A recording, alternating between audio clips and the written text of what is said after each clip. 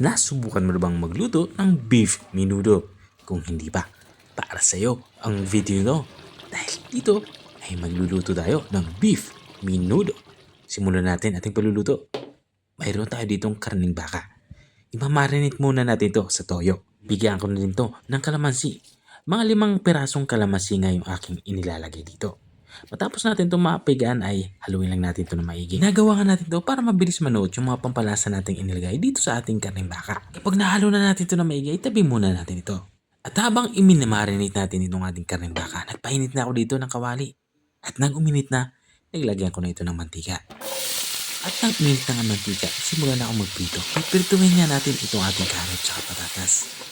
At kapag ganito na itsura niya, nag-brown na ito, ay ilagay na din natin ang ating hiniwang bell pepper. Bali, ang gagawin lang natin dito ay lantahin lang natin ito ng bagya. Huwag natin i-overcook itong ating inilagay na bell pepper. Makalipas nga ng ilang segundo ay hinango ko na nga ito. Kumuha na nga ako dito ng malinis na lagayan at inilipat ko na nga itong ating napritong bell pepper, carrot, saka patatas. Saka parehong kawali ay ipan-fry din natin itong ating atay ng baka. Ang gusto lang natin ma-achieve dito ay maluto ito ng bagya. Huwag na natin itong i-overcook para hindi ito tumigas. At kung nanonood ka pa rin hanggang dito sa parte ng aking video, ibig sabihin interesado ka sa aking niluluto. Baka pwede mo na may comment kung taga saan ka para alam ko kung hanggang saan umabot ang aking video. At dito nga sa parte ito ay nagsisimula na nga ako mag-isa. Unang inilagay ko nga itong ating bawang at sinundan ko naman itong ating sibuyas na pula. Iniwa ko na ito ng pahaba sa manipis. Ang gagawin lang natin dito ay palabasin natin yung aroma nito. At kapag ganito na itsura niya ay pwede na natin ilagay itong ating na-marinate na karning baka. Ang ginawa ko lang dito ay unti-unti ko itong ilagay para hindi sumama yung liquid o ang ating pinagbabaran. Igisa lang natin ito hanggang sa magkulay light brown ito. At katulad na nakikita nyo, kapag ganito yung itsura niya ay ilagay na natin yung ating liquid na pinagbabaran. Ituloy lang tayo sa paghahalo at maglalagay na din tayo dito ng tubig. Sa tubig naman ay sapat para makapagpalambot nitong ating karning baka. Ilalagay ko na din dito itong ating tomato sauce. Sasamahan ko na din ito ng tomato paste para mas maging matingkad ang kulay nitong ating nilulutong ulam.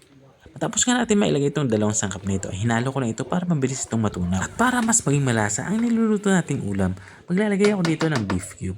Isang pirasong beef cube ang aking inilagay dito. At para sa aromatics natin, naglalagay ako dito ng dahon ng laurel. At habang nga tayo ay nagpapatuloy sa ating pagluluto, gusto ko lang i-shoutout ang mga masusugid nating mga taga-subaybay. Big shoutout nga kay Ma'am Emily Constantino ng Zamboanga del Norte.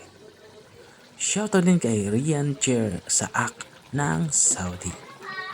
At shoutout din kay Ma'am Pine Tolentino ng Binangonan, Rizal. At maraming salamat din sa mga walang sawang nanonood at nakasubaybay dito sa aking channel. Balikan nga natin itong ating nilulutong ulam. At dito nga sa part nito ay halos maigana yung sabaw ng aking pinapalambot na karning baka.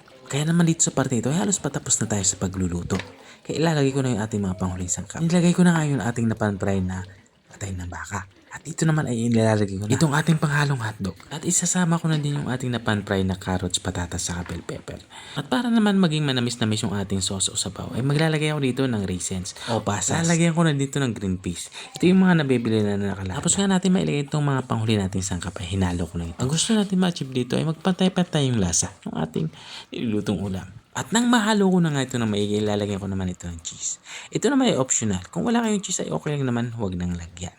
Pagkatapos nga natin mailagay itong ating cheese ay gagawin ko lang dito, tatakpan lang natin ito. Isisimmer lang natin to ng kahit mga 3 minuto. Kukuha natin yung lapot na gusto natin sa ating sauce. At makalipas nga ng 3 minuto ay binuksan ko na nga ito. At dito nga sa parte ito ay lutong-luto na nga itong ating ulam pananghalian. Kaya naman magsando ko na ng kanin at kakain na tayo. Ito na nga yung ating beef menudo. Kung nakarating ka hanggang dito sa dulo ng aking video, maraming salamat sa panonood. At kung nagustuhan mo naman yung bago nating recipe pinahagi, baka pwede mo naman ito i-share. O siya, hanggang dito na lang ako. Kita-kita ulit sa mga susunod kong mga videos. Paalam! Bye-bye!